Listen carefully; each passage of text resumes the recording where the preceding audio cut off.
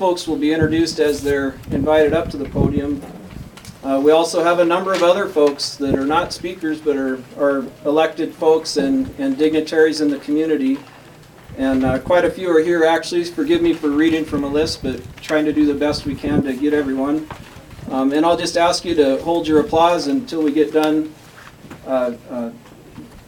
putting out there the list of names of those folks, and we can acknowledge them all at once with a round of applause. And I apologize in advance for any name mispronunciations. These are not in any particular order, just the order on the list that I was given. So, Marta Corsi from Washington State Ferries is here. Andy Dunau from the Lake Roosevelt Forum. Nancy Johnson, Colville Tribal Business Council. Philip Narte, Washington State Ferries Tribal Liaison. John Siros, Colville Tribe Business Council.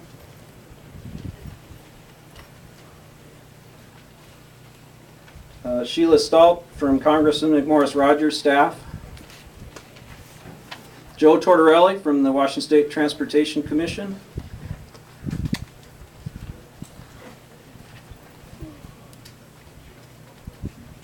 Okay, Mike Armstrong, former state legislator. Mike Blankenship, Ferry County. Wayne Brokaw from the AGC, and special thanks to those folks for providing the refreshments that we'll get to enjoy later. Dan Brunvold from the Colville Confederated Tribes. Rob Kaufman, Lincoln County Commissioner. Gary Faber, Foss Maritime President. Foss is the company that built this beautiful vessel that we're sitting on. Jack Ferguson, Colville Tribe Business Council. Dan Foster from the National Park Service.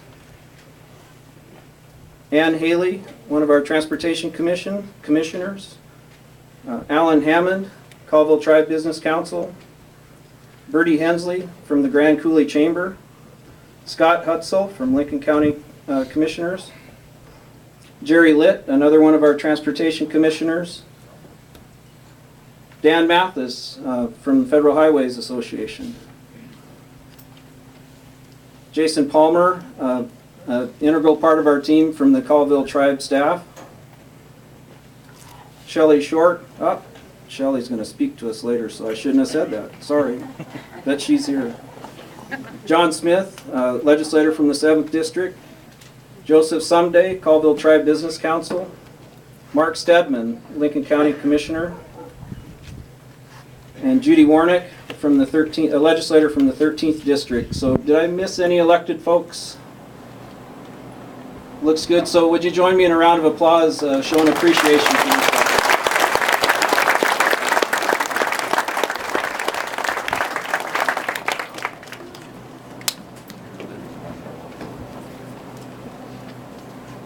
So the next thing I get the pleasure of doing, and it truly is a pleasure, is I get to introduce someone who, in my opinion, was integral in the fact that we made it to today.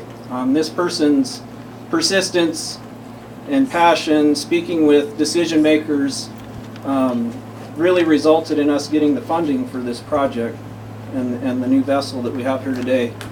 Many of you know him as the regional administrator for Washington State DOT Eastern Region. For the past 4.5 months, we've loaned him out to our new secretary, Lynn, so could help out with the executive team. And so currently, he's the interim chief engineer for the Washington State DOT, Mr. Keith Metcalf.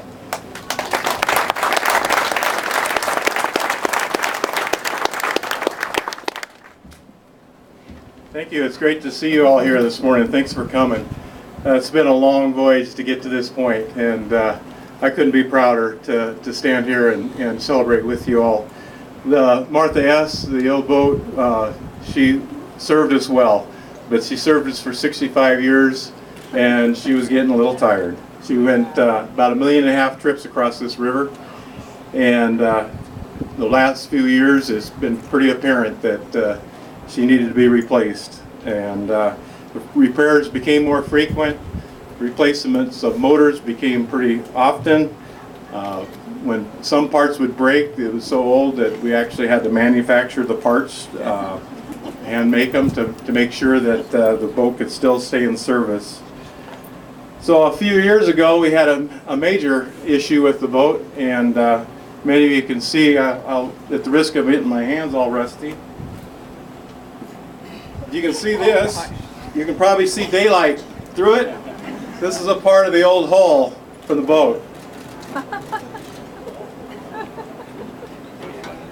If you didn't think it needed to be replaced before now you know it definitely did. We went through the process of trying to get funding to this boat, and like a lot of transportation projects, money is tight and it was a difficult process. But we worked with our legislators. Shelley Short from the 7th was instrumental. Mike Armstrong, what can I say? I mean, you're just, you know, carried the weight. Thank you very much. We got this thing put in the budget, but not without our partners. It was a difficult process to accept the fact that this is the right boat for this lake crossing, which it is. We've persevered through that, but in order to get this in the budget, we needed to have a funding partner. And when that call came to say, go find a funding partner, I called Jason Palmer. And I don't know, it must have been in a matter of just a couple weeks. They came back with an affirmative that says, we're in, we're partners, we need this boat. We had a community meeting up in Keller prior to that. Many of you were up there explaining your stories of your families and how you needed to use this boat to transport your children to the school district in Wilbur, and how important it was and how much of a burden it was on the families and the kids to take that hour-long trip around to get to school when the boat was out of service. So for all of you and all of us, it was a definite win for this community and for this river crossing. I want to really thank you all for that and for your help. Without it, we wouldn't be standing here today. We just also want to mention the team of the Washington State Ferries. They, you know, once funding is achieved, you've got to build it and you got to design it. And they're the professionals that run and manage the ferry system in the Puget Sound. If it's not the largest in the world, it's near the largest in the world. It is the largest in the world. Fourth largest, a transit system, right? Whatever. Anyway, they're big. They have a lot of boats. And our boat is about a tenth of their lifeboat, I think, size-wise, but it's still a big boat for us, and we're really proud to have it. But I want to give special thanks to the ferry system and those folks that helped design this structure and then administer the construction of it as the contractors put it together. We really took advantage of their expertise. I want to recognize two individuals especially that were key to this, Steve Peters and Joe Knopp. Would you please come up? I got some plaques I want to present to you, and my thanks to you.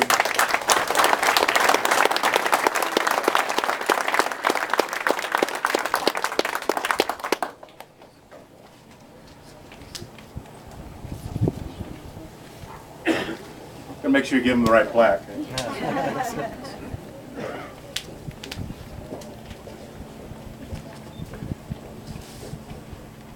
Steve's been very instrumental in actually a lot of the design work. He wrote the specs for the boat, and I think he's probably a lot of the reason why it hardly had a hitch when they put it in the water. When you tell me there was a circuit breaker that had to be replaced, and that was about it. So that's an incredible feat, and I want to thank you, and here's the plaque. Thank you.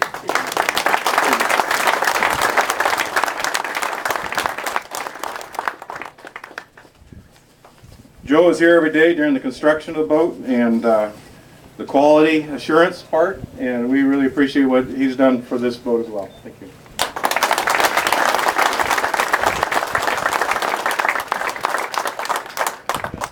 Of course, we don't want to miss the construction of the boat, and the FOSS was mentioned earlier. They're going to have an opportunity to speak, as well as Max J. Cooney, who did the landings. And I also want to mention Dan Mathis from Federal Highways. We use primarily federal funds in addition to the tribe, so thank you for that. With that, I'd like to introduce our Secretary of Transportation, Lynn Peterson.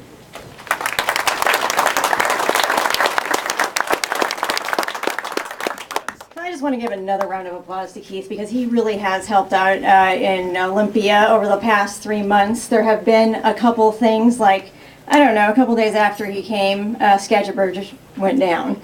And Keith really helped us through a very tough moment. There are a lot of partners on that as well. It was an amazing time, and Keith has done his share of keeping WashDOT and all of you moving. So a round of applause to Keith. You know, roads are really glorified paths, right? And they take us on our journey every day. And there were a lot of paths that had to cross in order for this vessel to come together and be built and be named, and all of the work that went into it. And it all happened before I got here. So I'm thanking a lot of folks that put a lot of time and effort into making this happen. But before I do that, I just want to pass on a statement from Governor Inslee, who could not be here today.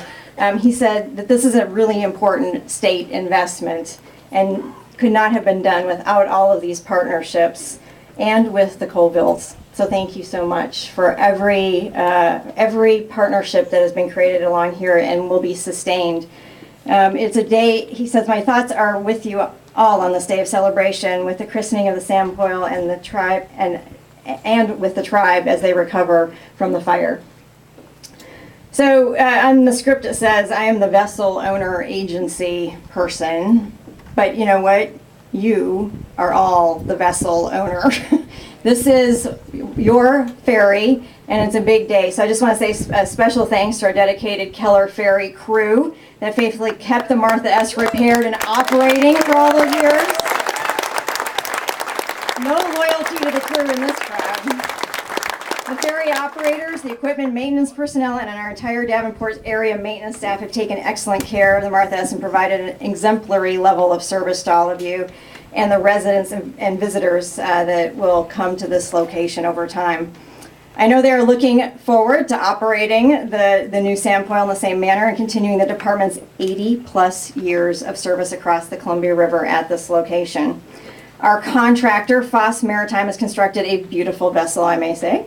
This project is all about partners and cooperation because it does take a community to build projects like this.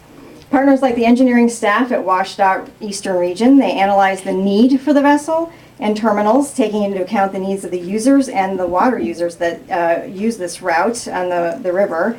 And our crew from Bob Humelis Project Office handled the terminal refurbishment project. So a big round of applause to the terminal design and construction folks. Making for a safe landing. Our fellow employees at the Washington State Ferries, they're talented marine engineers, took the ideas and developed the concept for this vessel, and then designed the boat you see here today. The ferry division staff administered the contract and inspected the work and began to help assemble it at Grand Coulee during the final assembly. And we can't forget the United States Coast Guard. They have been with us every step of the way as well. First and foremost, they are here to keep us safe, the traveling public, and their oversight of the design, construction of the vessel, and also that we have the operating procedures necessary to make sure everybody is safe. Smaller roles, but just as important, are the staff at WashDOT itself and the Oregon Department of Transportation. And being from Oregon, that was not a misstatement. ODOT and WashDOT actually worked very closely since portions of this vessel were constructed and then brought through Oregon to Washington, and ODOT checked and rechecked the highway route to make sure that the main hull section and the subsequent truckloads, I think I was told 60 truckloads of components traveled to reach the assembly point on Lake Roosevelt. The main hull squeezed through a tunnel on Interstate 84 with just inches to spare and arrived safely in just a few days. So thank you to both WashDOT and ODOT staff. The National Park Service graciously allowed us to camp out at the Crescent Bay boat launch for the last several months as the Foss crew assembled the puzzle pieces of aluminum parts, wiring, engines, hydraulics, and steel into this new ferry. And we can't forget the Bureau of Reclamation. I told you there are a lot of partners on this. Bureau of Reclamation has been with us over the last 65 years as we were able to hoist the Martha S. out of the water for repairs and inspection on their dry dock facility at Grand Coulee Dam. And another really important partner that I had time to spend with a lot of time yesterday was from Federal Highways, Dan Mathis, who is here. Raise your hand, Dan. Give a round of applause to Dan. I can't tell you how important it is to have a good partner helping us through not only being a funding partner, but also to make sure that we move things quickly and efficiently through processes so that we can get these types of improvements to the people of Washington as fast as possible. This was a complicated process. There were a lot of funding hurdles. Our legislators realized those challenges, and a lot of them are here today, and I thank you. And worked very long, hard hours on the funding package that made this a reality. But a huge help came from the Confederated Tribes of the Colville. As Keith mentioned, we would not be here today if they had not stepped forward and with us on the path, on the journey, to put all this together, and I'd like to thank them for their support. I'd like to introduce the Honorable Michael Finley, Chair of the Confederated Tribes of the Colville Reservation now. I realize that the past few weeks has been very busy for you and your staff, and you're dealing with a lot with the fire.